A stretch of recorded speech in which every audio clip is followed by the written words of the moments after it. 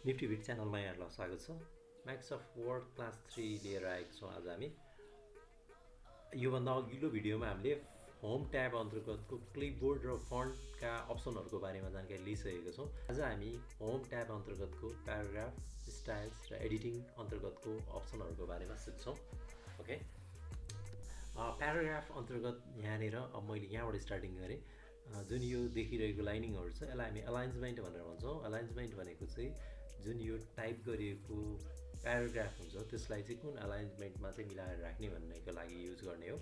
जस्तै मैले यो प्याराग्राफलाई लिएँ, यो प्याराग्राफमा हेर्न सक्छौँ हामी अहिले यो प्याराग्राफ कुन अलाइन्समेन्टमा छ भनेर जान्नको लागि चाहिँ जस्ट यो प्याराग्राफमा गएर कुनै ठाउँमा क्लिक गर्नुभयो भने यहाँ देख्न सक्नुहुन्छ कुन चाहिँ अलाइन्समेन्ट हाइलाइट भइरहेको छ भनेर। जस्तै यो भनेको लेफ्ट हो, त्यस्तै यो भनेको सेन्टर अलाइन्समेन्ट हो, यो भनेको राइट अलाइन्समेन्ट हो र यो भनेको जस्टिफाई हो। अब यिनीहरू के कस्तो काम गर्छ त्यसको बारेमा जानकारी लिन्छौँ। जस्तै लेफ्ट अलाइन्समेन्ट भन्नेले के गर्छ भनेदेखि हाम्रो प्याराग्राफलाई चाहिँ लेफ्ट साइडपट्टि चाहिँ बराबर मिलाएर राख्ने गर्छ क्या। त्यस्तै गरी सेन्टर अलाइन्समेन्ट भनेको चाहिँ यसले बिचबाट टाइपिङ गर्दाखेरि स्टार्टिङ गर्नको लागि युज गर्ने हो। यो चाहिँ यस्तो किसिमले बनाउँछ यसले, बिचबाट टाइपिङ स्टार्टिङ हुन्छ टाइप गर्दाखेरि पनि र फन्टहरू चाहिँ यसरी जिग्ज्याग रूपमा दुवै साइडमा जिग्ज्याग रूपमा बस्दै जान्छ, दुवै साइडमा मिल्दै पनि गएको देखिन्छ। त्यसपछि यो राइट अलाइन्समेन्ट भनेको चाहिँ राइट साइडमा चाहिँ बराबर गर्ने, अर्थात् यो साइडमा देखिन सक्छ राइट साइडको चाहिँ इक्वल देखिन्छ। अर्को छ यो जस्टिफाई। जस्टिफाई भनेको चाहिँ दुवैतिर बराबर गर्ने, अर्थात् लेफ्ट साइड राइट साइडमा बोथ साइडमा चाहिँ बराबर रूपमा चाहिँ हाम्रो प्याराग्राफलाई मिलाउनको लागि हामी जस्टिफाई युज गर्छौँ। यिनीहरूको सर्टकट की लेफ्टको लागि कन्ट्रोल एल प्रेस गर्न सक्नुहुन्छ, सेन्टरको लागि कन्ट्रोल ई, राइटको लागि कन्ट्रोल आर र जस्टिफाईको लागि कन्ट्रोल जे प्रेस गर्न सक्नुहुन्छ। यहाँनिर माउसको कर्सर राख्नुभयो भने पनि सर्टकट की त्यहीँनिर देखाइरहेको हुन्छ। अब त्यसपछि चाहिँ अर्को यो बुलेट्स नम्बरिङ भन्ने छ। अब यो बुलेट्स नम्बरिङ भनेको चाहिँ कस्तो हुन्छ भने जस्तै कुनै लिस्टहरू तयार गर्नु पऱ्यो भने जस्तै मैले एउटा लिस्ट तयार गर्दैछु। यो कम्प्युटर भने कम्प्युटरको डिभाइसेसहरू के हुनसक्छ भनेर बनाउनु पऱ्यो भने जस्ट यहाँ बुलेटमा गएर क्लिक गर्छौँ, यहाँ बुलेट आउँछ। अब चाहिँ हामी टाइप गर्छौँ जस्तै माउस, किबोर्ड, मोनिटर। अब यसरी तपाईँले हरेकचोटि एकचोटि इन्टर प्रेस गर्नु, जस्तै यदि टाइप गऱ्यो र इन्टर प्रेस गर्ने बित्तिकै के हुन्छ त एउटा बुलेट थपिन्छ र त्यहाँनिर हामी टेक्स्ट टाइप गर्न सक्छौँ। र यसरी एकचोटि इन्टर गर्दा बुलेट आउँछ र फेरि अर्कोचोटि इन्टर गर्नुभयो भने चाहिँ अब बुलेट फिनिस्ड हुन्छ। एउटा वान इन्टरले बुलेट आउँछ र डबल इन्टरले चाहिँ के हुन्छ त अर्को इन्टरले चाहिँ के हुन्छ त बुलेट चाहिँ फिनिसिङ हुने काम गर्छ। र फेरि यसलाई नै कन्टिन्यू गर्नु पऱ्यो भने के गर्नुपर्छ, यहाँ बसेर इन्टर प्रेस गर्नुपर्ने हुन्छ। ओके, यसरी हामी बुलेट राख्न सक्छौँ। र बुलेटको यो जुन स्टाइल जुन यो बुलेटिङ देखिरहेको छ, यो बुलेटको यो सर्कल देखिरहेको छ, यो चेन्ज गर्नु पऱ्यो भने चाहिँ यहाँनिर यो पोइन्टमा क्लिक गरेर यहाँबाट अन्य बुलेट राख्न सक्नुहुन्छ। कस्तो किसिमको राख्ने हो, जस्तै मैले यो राखेँ, यस्तो पनि राख्नु जुन पनि राख्न सक्छौँ। सेम नम्बरको केसमा पनि त्यही नै हुन्छ। नम्बरमा अब यसैलाई हामीले नम्बरिङमा लानु पऱ्यो भने सेलेक्ट गरेर नम्बरमा क्लिक गरिदिन्छौँ, नम्बरमा लान्छ। नम्बरको पनि अन्य अप्सन पनि हुन्छ, यहाँनिर हेर्न सक्छौँ। जस्तै यो राखेँ मैले, यसरी अन्य अप्सन पनि युज गर्न सक्छौँ।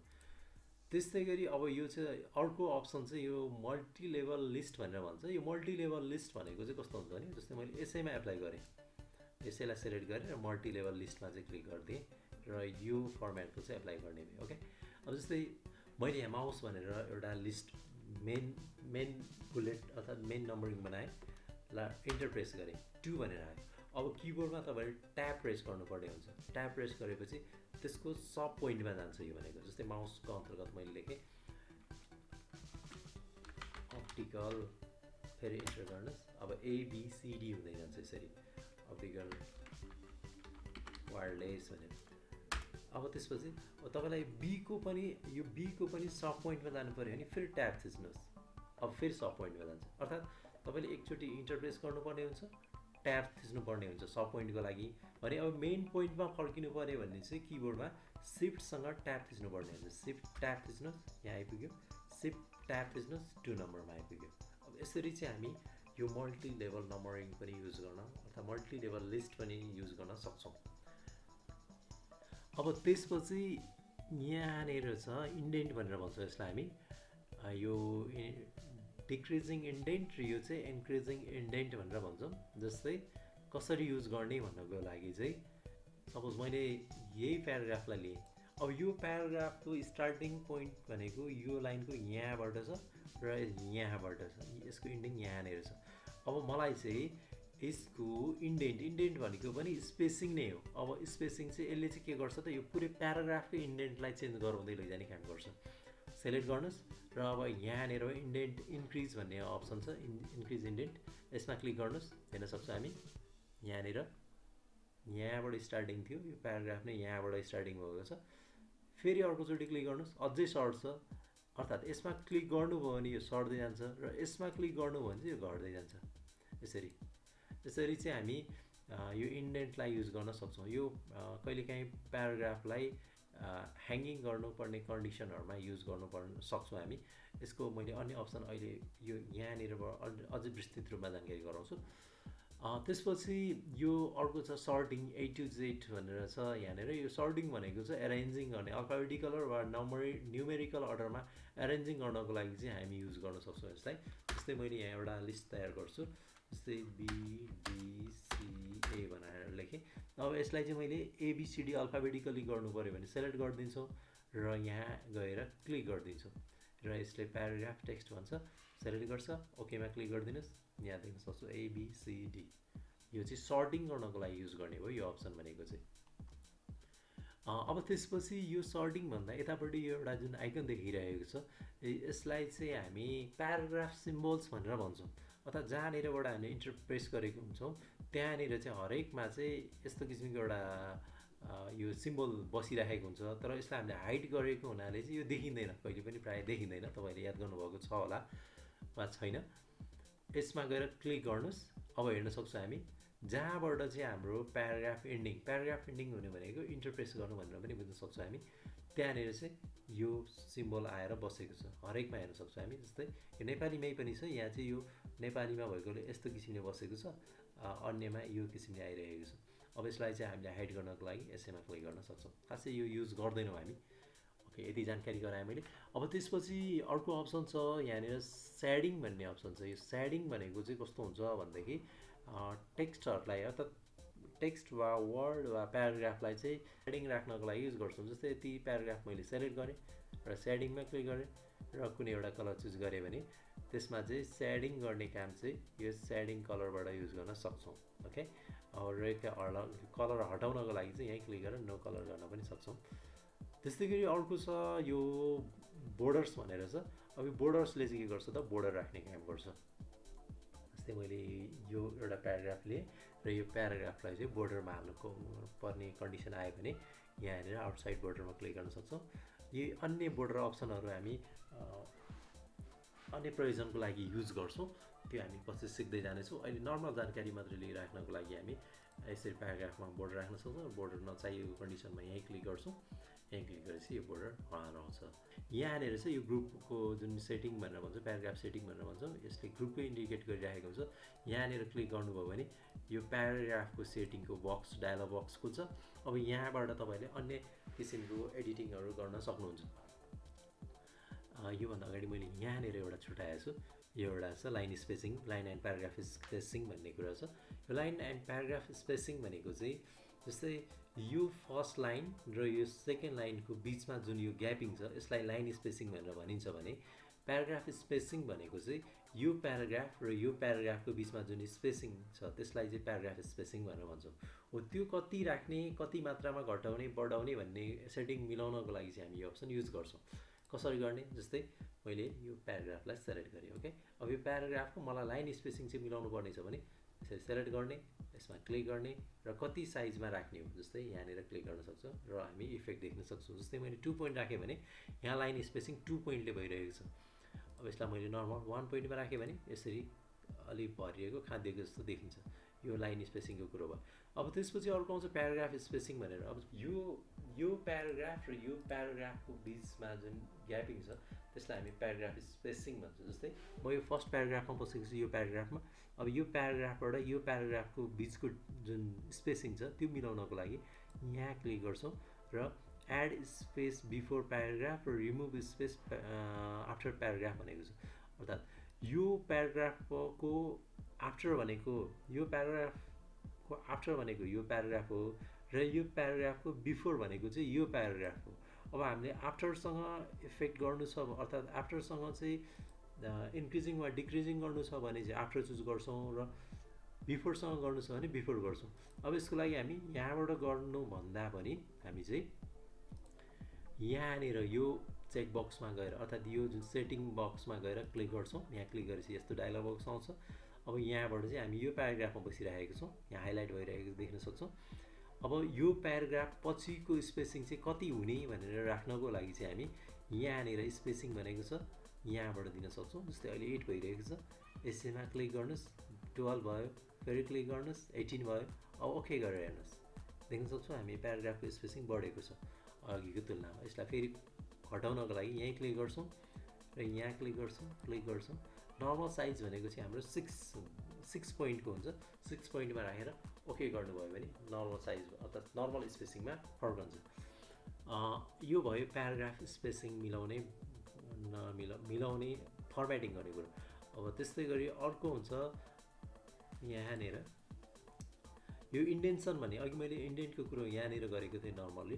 अब यो इन्डेन्टमा अन्य राइट साइडबाट पनि इन्डेन्ट मिलाउन मिल्ने हुन्छ। जस्तै यहाँनिर याद गर्न सक्छौँ। अब हामी यो कहिलेकाहीँ हामीले काम गर्ने बेला कन्डिसनमा चाहिँ यो साइड र यो साइड दुवै साइडतिरबाट चाहिँ प्याराग्राफलाई चाहिँ खुम्च्याउनु पर्ने हुन्छ। त्यस्तो कन्डिसनमा चाहिँ हामी यो अप्सन युज गर्छौँ, प्याराग्राफको यो सेटिङ अप्सन युज गर्छौँ। जस्तै इन्डेन्ट अन्तर्गत लेफ्ट साइड भनेको छ, यहाँ मैले लेफ्टतिर चाहिँ यहाँनिर क्लिक गरेँ, लगभग 1 पोइन्ट बढाएँ। यहाँनिर देख्न सक्छौँ इफेक्ट हामी पछि, अनि ओके गरेपछि यहाँ पनि देखिन्छ। अब त्यस्तै लेफ्ट भइसकेपछि राइट साइडमा पनि मैले यसरी बढाएँ, यसलाई पनि 1 नै राखेँ। ओके, यति गरेर ओकेमा प्लेस गरिदिएँ।